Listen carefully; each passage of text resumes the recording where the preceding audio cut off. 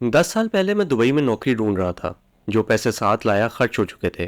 آخری 100 درہم جیب میں رہ گئے تو کھانا بھی دن میں ایک وقت کر لیا۔ 7 درہم کا کھانا صرف رات کو کھاتا کہ بھوکے پیٹ نیند نہیں آتی تھی۔ یہ اگست 2013 تھا۔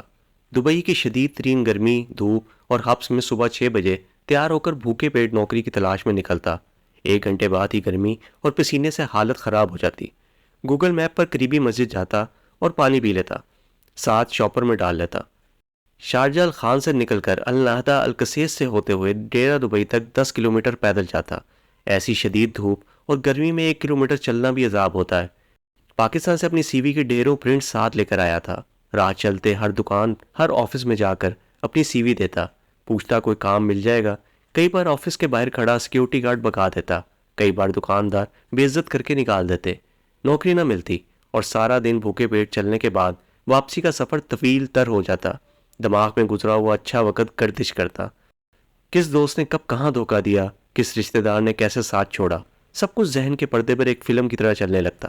کئی بار ہمت ٹوٹنے لگتی، تھکن سے ٹانگیں جواب دے جاتی، کہیں سستانے کسی بینچ پر بیٹھ جاتا، لیکن اللہ کا نام لے کر پھر سے چل پڑتا۔ جو خود کبھی بھوکا نہ رہا ہو وہ کسی بھوکے کا درد کبھی نہیں سمجھ سکتا۔ ماں باپ کے چہرے سامنے آ جاتے اور میں پھر سے تیز قدموں واپس چل پڑتا۔ میرے باپ دادے بھی کوئی امیر کبیر نہیں تھے، انہوں نے بھی بھوک کاٹی تھی۔ ہر شخص نے اپنے حصے کی تکلیف گزارنی ہوتی ہے۔ رات کو 2 روٹی ماش کی دال کے ساتھ کھائی ہو تو اگلے روز دوپہر تک گھر بیٹھے کو بھی بھوک لگ جاتی ہے۔ میں جو صبح 6 بجے گھر سے بھوکا نکلتا، دوپہر 11 بجے تک حلق خشک ہو جاتا، آنکھیں باہر آ جاتی۔ شام 7 بجے تک گھر واپس آتے آتے بھوک سے دورہ ہو جاتا۔ پانی بھی آخر کب تک بھوک مٹا سکتا ہے؟ پھر ایک دن جیب میں پڑے آخری درہم بھی دبئی میٹرو کی نظر ہو گئے۔ رات کھانے کے پیسے نہیں تھے۔ گھر کے ساتھ افریقی نائجیرین رہتے تھے، انہوں نے بچے ہوئے چاول دروازے کے باہر پھینک دیے تھے اور میں نے وہ چاول کھا لیے۔ کیسے نہ کھاتا؟ 4 وقت کی بھوک جو کاٹی تھی۔ موٹا سیلا ابلا ہوا چاول کچرے سے اٹھا کر یوں کھایا کہ آنکھوں میں آنسو آ گئے۔ انہی آنسوؤں کے نمکین ذائقے نے کوئی اور ذائقہ محسوس نہیں ہونے دیا۔ تھکن سے بے حال چارپائی پر گر گیا۔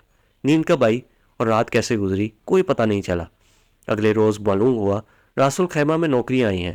سعودی عرب میں ماموں کو فون کیا، ادھار پیسے مانگے، راس الخیمہ چلا گیا اور نوکری مل گئی۔ جب تک بھوک نہیں دیکھی تھی ہر کھانے کو آسانی سے حرام کہہ دیتا تھا۔ محرم کی نیاز ہو یا ربیع الاول کا حلوہ، ختم درود کی مٹھائی ہو یا 11ویں کے چاول، میں نہیں کھاتا تھا۔ بھوک نے مجھے کھانے کی قدر سکھا دی۔ اب میں بھگوان کا پرشاد بھی کھا لیتا ہوں، گردوارے کی دال بھی کھا لیتا ہوں، چرچ کا کیک بھی کھاتا ہوں اور محرم کا حلیم بھی کھاتا ہوں۔ بسم اللہ پڑھ کر کھاتا ہوں اور اللہ کا شکر ادا کرتا ہوں جس نے پیٹ بھرنے کا سامان کر دیا۔ اپنے ہاتھ سے کما کر حلال کھاتا ہوں۔